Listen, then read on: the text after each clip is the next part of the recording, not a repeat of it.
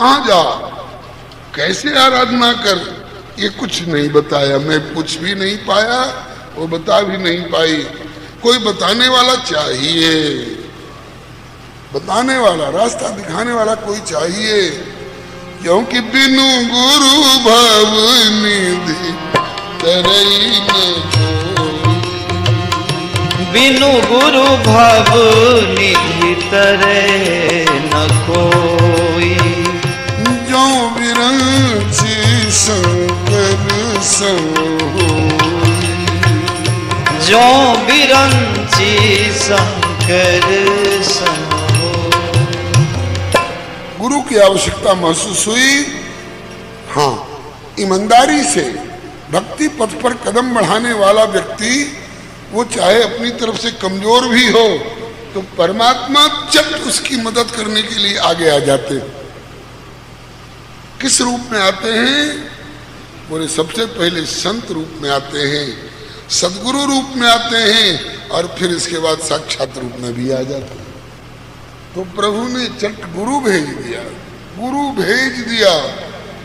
किसी प्रेमी ने गाया है, भगवान के सच्चे भक्तों को पग पग पे सहारा मिलता है। भगवान के सच्चे भक्तों को पग पग पे सहारा मिलता है।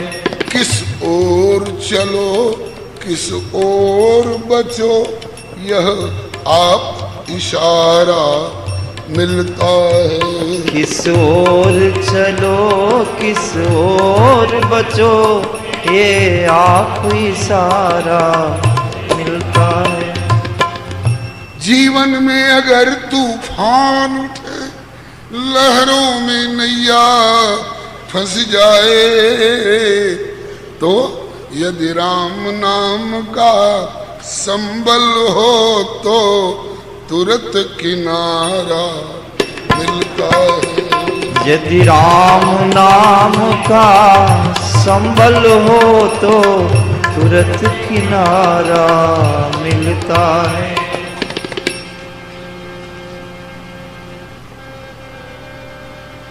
जीवन में न कोई अपना रह जाए और सारा दुश्मन सारा संसार बने, तब उस समय में बोले जब सब द्वारे हो जाए बंद, तब हरि का द्वारा मिलता है। जब सब द्वारे हो जाए बंद, तब हरि का द्वारा मिलता। प्रहलाद सरिस जो निश्चल हो और शबरी की तरह जो व्याकुल हो, कब आए, किधर से आए प्रभु? और प्रहलाद सरिस जो निश्चल हो, शबरी की तरह जो व्याकुल हो, और ध्रुव सा दृढ़ निश्चय हो, उसको मेरा नंद दुलारा मिलता है। ध्रुव सा दृढ़ निश्चय हो, उसको मेरा नंद दुलारा मिलता है। ध्रुव जी का ईमानदारी वाला रास्ता है, कोई कपट नहीं है। जब प्रभु ने श्री नारद बाबा को भेजा, गुरु भी भेजा तो कैसा? बोले गुरु नारद सब मिले, अकिंचन पर उपकारी।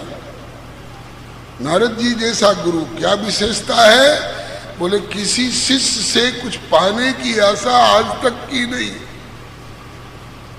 बल्कि किसी को दिया ही दिया। कबीर जोगी जगत गुरु, जो तजे जगत की आस, जो जग से ही आशा करे, तब तो जगते ही गुरु हुआ दास। नारद जी मिल गए, 5 वर्ष के बालक को राजधानी से बाहर जंगल की ओर जाते देखकर पूछ बैठे, बेटा ध्रुव तू राजकुमार है रे, तेरे साथ 2-4 नौकर चाकर होने चाहिए, और ये आंखों में आंसू भरे हुए। राजधानी इधर है, तू उधर कहाँ जा रहा है? जंगल में जा रहा हूं। किस लिए? बोले भगवान की आराधना करने के लिए। क्यों? बोले पिताजी की गोदी में बैठने की इच्छा की, छोटी माँ ने दुत्कार दिया, फटकार दिया, बैठने नहीं दिया और कहा कि भगवान की आराधना कर। मैं रोता हुआ माँ के पास गया, माँ ने भी कहा कि तमेव, उसी का आश्रय करो, तो मैं भगवान का भजन करने जा रहा हूं। नारद जी बोले पागल बच्चे, पिता की गोदी में नहीं बैठने दिया इसलिए अभी तू घर और राजधानी छोड़ करके जंगल को जा रहा है। चल, अभी गोदी की कौन कहे, अभी मैं तुझे राजगद्दी पर बिठलाता हूं, चल। इस प्रसंग पर गुरु जी कहा करते थे, पूज्य चरण श्री भक्तमाली जी महाराज, ध्रुव जी ने नारद बाबा से पूछा कि आप असली नारद हैं कि नारद के नाम पर कोई नकली व्यक्ति आ गए हैं? बोले ऐसा संदेह क्यों कर रहे बेटा? बोले हमने तो सुना है कि नारद जी ऐसी शिक्षा देते हैं कि घर वाले भी घर छोड़ करके जंगल का रास्ता पकड़े, और आप जंगल की ओर जाने के लिए जो कदम बढ़ा चुका है उस ध्रुव को घर की ओर कैसे प्रेरित करते हैं, चल राजगद्दी पर बिठाओ? नहीं बेटा, वही नारद हूं, वही नारद हूं जैसा तुमने सुना है। तो बोले मुझे उल्टी पट्टी आज कैसे पढ़ा रहे हैं कि जंगल का रास्ता छोड़कर घर में चलो, राजगद्दी दिला दूं। कहा कि बेटा अंत हूं उचित नृपहि बनवासु, लेकिन वह विलोकी होई हरासु। तेरी उम्र देख करके मुझे सहानुभूति उठ रही है, अभी तेरी उम्र जंगल जाने की और भजन करने की नहीं है। नारद जी ने कहा, ध्रुव जी ने कहा कि गुरुदेव क्या भगवान का भजन करने के लिए कोई विशेष उम्र की आवश्यकता होती है क्या? मेरे जैसा बच्चा भजन नहीं कर सकता है क्या?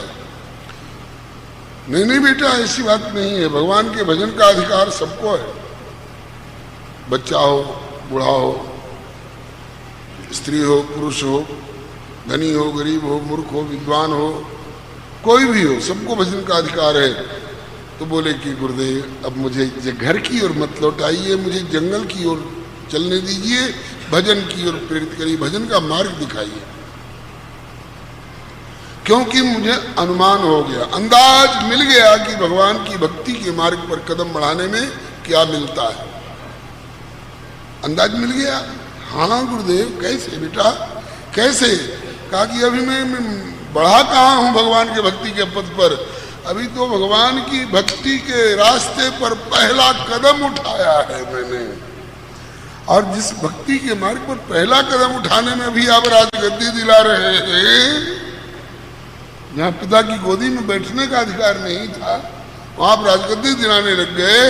तो मैं यही सोच रहा हूं कि जिस प्रभु के भक्ति मार्ग पर प्रथम कदम, पहला कदम उठाने में राजगद्दी मिल रही है और भगवान तक पहुंच जाऊंगा तो फिर बाकी क्या रहेगा, सब कुछ मिल जाएगा। हेयम लब्ध्वा चा परम लाभ मन्यते नाधिकम विकार। इसलिए बीच रास्ते में मत रोकिए, इस पथ का उद्देश्य नहीं है श्रांत भवन में टिक रहना, किंतु पहुंचना उस सीमा पर जिसके आगे राह नहीं। ठीक है, ठीक है। नारद बाबा ने देखा कि है तो बड़ा पक्का, कहा कि बेटा वो तो ठीक है, लेकिन भक्ति का मार्ग बहुत कठिन है ना। ये दुकान की मिठाई नहीं है कि पैसा लेकर के गए और पैसा लो मिठाई दो, बहुत कठिन मार्ग है। मुनि बोले इस मार्ग में संकट मिले अनेक, लेकिन ध्रुव निश्चल रहा रखे अपनी टेक। कहा गुरुदेव घर छोड़ के आया हूँ, परिवार छोड़ के आया हूँ, और कुछ प्राणों का भी परित्याग करना पड़े तो कर सकता हूँ, लेकिन अपने इस पवित्र उद्देश्य को त्याग नहीं करूंगा। नारद जी ने देखा पक्का है, बस चट मुनि ने भक्ति मार्ग दिखलाया, मुनि ने भक्ति मार्ग दिखलाया, 12 अक्षर मंत्र बताया, 12 अक्षर मंत्र बताया। भजन है साधन हरि है साध्य, भजन है साधन हरि है साध्य। जगत के एकमात्र आराध्य, जगत के एकमात्र आराध्य। मिलेंगे प्रेम भक्ति से बाध्य, मिलेंगे प्रेम भक्ति से बाध्य। भगवान साध्य है, भजन साधन है। भगवान के मिलने के बाद वही भजन जो साधन था वही साध्य हो जाता है। और प्रेम भक्ति से बाध्य होकर के तुमको मिलेंगे। घर में नहीं तो जंगल में चला जा, जंगल भी निर्देशन कर दिया, मधुबन चला जा। अरे राम राम, कहाँ बिठूर जन्मभूमि कानपुर के पास और कहाँ मधुबन मथुरापुरी के पास में। ये उन दिनों की बात है जब रेल और बस की प्रथा नहीं थी। पैदल चल चल के 5 वर्ष के बालक को कानपुर से मथुरा आना पड़ा मधुबन। साहस की बलिहारी, लगन की बलिहारी। गुरु की करी परिक्रमा, चरणन में सिर नाय, करने हरि की खोज ध्रुव मधुबन पहुंचे आए। इधर तो ध्रुव जी मधुबन में आए और उधर राजमहलों के भीतर छाया शोक महान। अब राजा उत्तान पाधा है, मैं संसार में मुंह दिखाने लायक नहीं रहा, स्त्रैण साबित हो गया। क्या बिगड़ जाता अगर मैं गोदी में ले लेता उसको, तो वो क्या कर लेती मेरा। लेकिन अब क्या, अब पछताए कहा हो जब चिड़िया चुग गई खेत। लोग जानते हैं नारद बाबा घर उजाड़ने वाले हैं। ध्रुव के उजड़ते घर को बसा दिए और अब ध्रुव के पिता के उजड़ते घर को बसाने के लिए आएंगे। ये मंत्र दीक्षा तक तो कथा भैया ही सुना चुके थे। हमको लग रहा है कि अब तक मैंने केवल पृष्ठ पेषण किया, पिसे हुए को पिसता रहा। लेकिन गुरुदेव से सुनी हुई कुछ बातें जो महत्व की हैं निवेदन किया।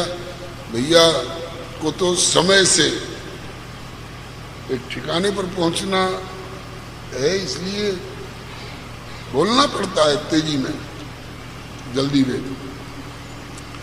अब इससे आगे की चर्चा श्री प्रभु कृपा से कल भैया सुनाएंगे। ध्रुव जी के भजन की प्रतिक्रिया स्वरूप सारे संसार का दम घुटने लगा, भगवान को आना पड़ा और आकर के कितना प्यार दिया। ये सारी बातें भैया कल सवेरे की। राजेंद्र दास भैया कह रहे हैं कि इस प्रसंग को मैं ज्यादा नहीं छेड़ूंगा, अब ये प्रसंग तुम्हारे जिम्मे।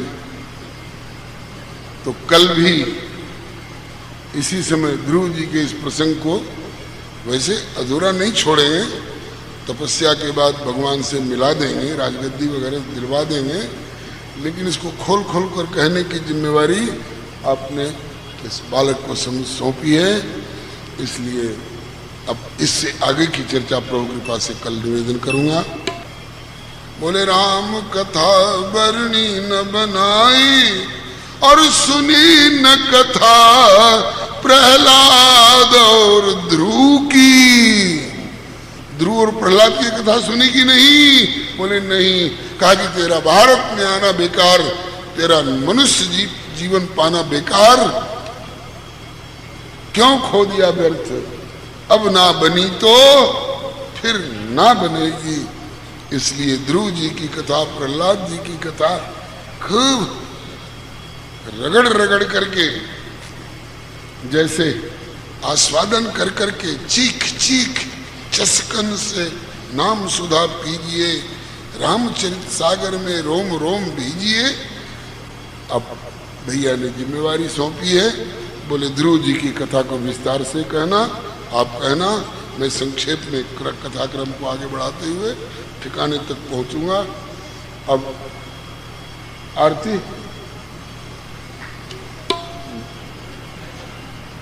विलंब के लिए क्षमा प्रार्थना है। 6:30 का समय मिला था, अब तो 6:45 हो गया। कौन सी आरती? ब्रजवासियों के यहाँ कथा होती है श्रीमद् भागवत की, तो ज्यादातर यही बोलते हैं, इसमें कीर्तन भी आ जाता है और आरती भी हो जाती है।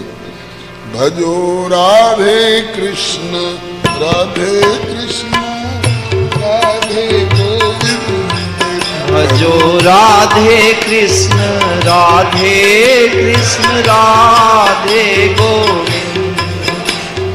केशव जी कल्याण गिरिधरन छबीले लाल, केशव जी कल्याण गिरिधरन छबीले लाल। ये केशव जी कौन है? स्वामी केशवानंद जी से पूछ लीजिएगा। केशव जी कल्याण गिरिधरन छबीले लाल, केशव जी कल्याण गिरिधरन छबीले लाल। मदन मोहन श्री वृंदावन चंद, हरि हरि मदन मोहन श्री वृंदावन। भजो राधे कृष्ण राधे कृष्ण राधे गोविंद, भजो राधे कृष्ण राधे कृष्ण राधे गोविंद। देवकी को छैया बलभद्र जी को भैया लाल, देवकी को छैया बलभद्र जी को भैया लाल। जाको मुख देखे ते कटत यम फंग, हरि हरि जाको मुख देखे ते कटत भव बंद। राधे कृष्ण राधे कृष्ण राधे गोविंद, राधे कृष्ण राधे गोविंद। चतुर्भुज चक्रपाणि देवकी नंदन देव, चतुर्भुज चक्रपाण देवकी नंदन देव। नंद को नंदन स्वामी असुर निकंद, हरि हरि नंद को नंदन स्वामी असुर निकंद। भजो राधे कृष्ण राधे गोविंद, भजो राधे कृष्ण राधे गोविंद। ब्रजपति ब्रजराज सुरन के सारे काज, ब्रजपति ब्रजराज सुरन के सारे काज। मुरलीधरन नैना देखते आनंद, हरि हरि मुरलीधरन नैना देखे ते आनंद। भजो राधे कृष्ण राधे गोविंद, भजो राधे कृष्ण राधे गोविंद। यादवपति यादव राय संतन सदा सहाय, यादवपति यादव राय संतन सदा। यादवपति यादव राय संतन सदा सहाय। यादवपति यादव राय संतन सदा सहाय। यादवपति यादव राय, यादवपति यादव राय संतन सदा सहाय, संतन सदा सहाय। यादवपति यादव राय संतन सदा सहाय। यादवपति यादव राय संतन सदा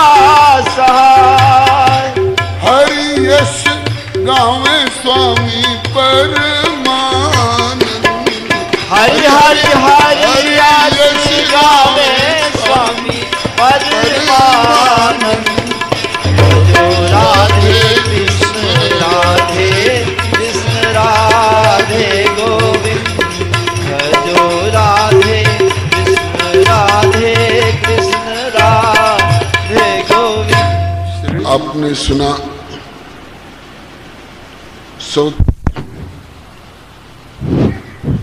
सौतेली मां के वचनों की चोट खाकर ध्रुव जी ग्लानि पूर्वक रोते हुए अपनी मां के पास गए। मां ने लड़ाई झगड़ा नहीं सिखा करके बेटे को भगवान की भक्ति की ओर प्रेरित किया। माता से अनुमोदन प्राप्त करके बालक जंगल की ओर गया। ऐसी माताएं बहुत गिनी चुनी होती हैं। जननी जने तो भक्त जन, कै दाता कै शूर, नहीं तो अच्छी बांझ रहो, क्यों व्यर्थ गमावत नूर। क्योंकि तीन सजावत देश को सती, संत और सूर, और तीन लजावत देश को कुलटा, कायर, कूर। माताओं, कुलटा, कायर और कूर न पैदा करके सती, संत अथवा शूरवीर पैदा करो, तुम्हारा नाम चलेगा, नहीं तो बदनामी हो सकती है। माताओं का गौरव भारत में इतना तक गाया गया है, यत्र नार्यस्त पूज्यन्ते रमन्ते तत्र देवता। जहाँ मातृ शक्ति का आदर होता है वहाँ देवता लोग भी सेवा परायण होकर रहने में अपना सौभाग्य समझते हैं।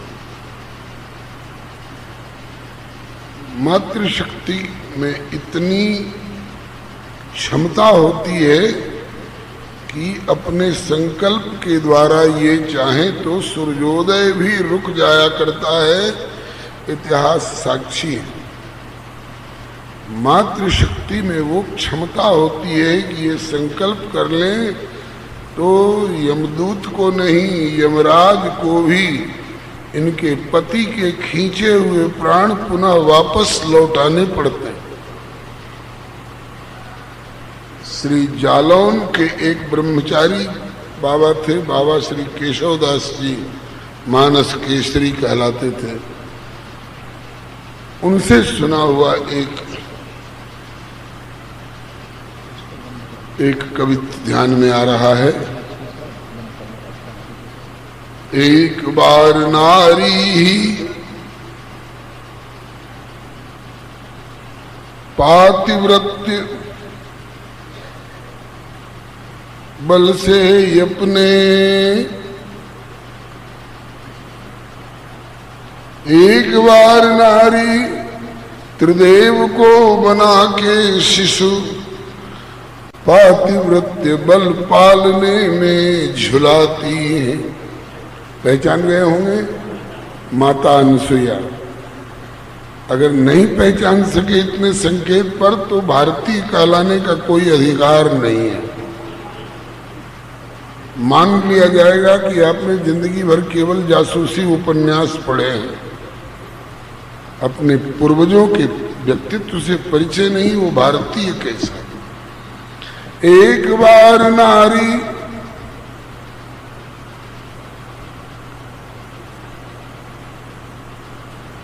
निज पति की प्रतिज्ञा हेतु काशी के बाजार में सहर्ष बिक जाती है। पहली माता अनसुईया, दूसरी महारानी शैव्या, कहीं कहीं तारामती। एक बार नारी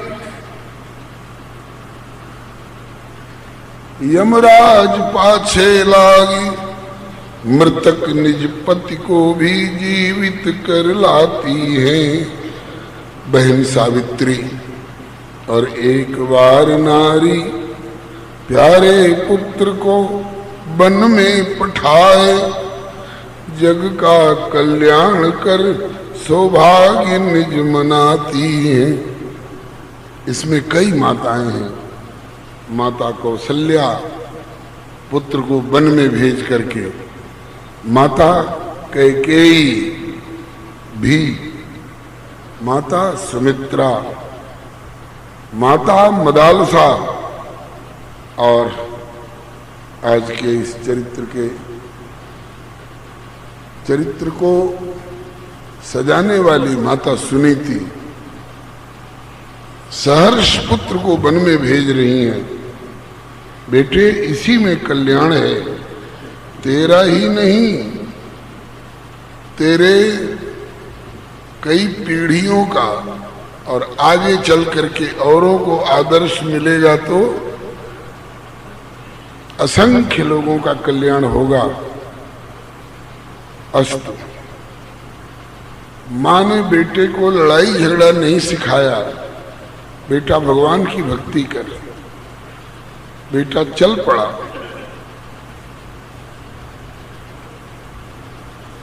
गुरु की आवश्यकता महसूस हुई। देव ऋषि नारद जी मार्ग में मिल गए। दीक्षा के लिए वर्णन आया है, गुरु परीक्षेत शिष्यम कालमाहुर मनीषिणः। कोई आया, बाबा दीक्षा लेना चाहता हूं, आओ जा ना, ये विधि नहीं है। दीक्षा शब्द का बड़ा भारी अर्थ गौरव है। इसमें दो शब्द हैं, दी और क्षा।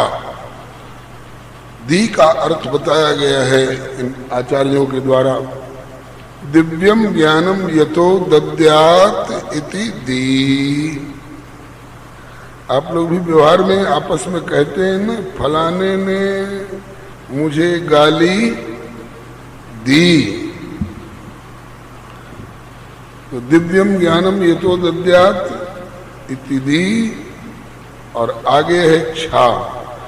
उसका मतलब कुर्यात पापस्य संक्षयम, उसके अतीत के पापों का क्षय, वर्तमान के दोषों का क्षय, और भविष्य के लिए कर्म बीज पैदा करने वाले वासनात्मक कर्मों का क्षय। तब क्षा, दोनों मिलकर दीक्षा। उसमें समय लगेगा। गुरु को चाहिए दीक्षा की याचना करने वाले को पहले शिक्षा दे, और उस पर कितना अमल करता है इसकी परीक्षा ले। अब परीक्षा लेने के बाद यदि तितिक्षा पूर्वक उसने निभाया तब दीक्षा। दीक्षा के बाद भी दीक्षांत शिक्षा, मंत्रार्थ वगैरह बता करके, इस नियम के अनुसार शास्त्र की पद्धति है कि यदि ब्राह्मण वर्ग का कोई प्रबुद्ध विद्वान दीक्षा लेने आ रहा है, तो चूंकि प्रबुद्ध है इसलिए ज्यादा नहीं, साल भर उसको सुनाते समझाते रहो। गुरु के यहाँ भागवत धर्म की शिक्षा होती है, दी जाती है, और शिष्य को वहाँ शिक्षा लेनी चाहिए। तत्र भागवतान धर्मान शिक्षेत गुरुवात्मदैवतः। कम से कम साल भर तक विप्र वर्ग के जिज्ञासु को सुनाइए, समझाइए। कुछ भूल चूक हो तो उसको दूर करिए। और क्षत्रिय वर्ग का कोई जिज्ञासु हो तो कम से कम 2 साल तक,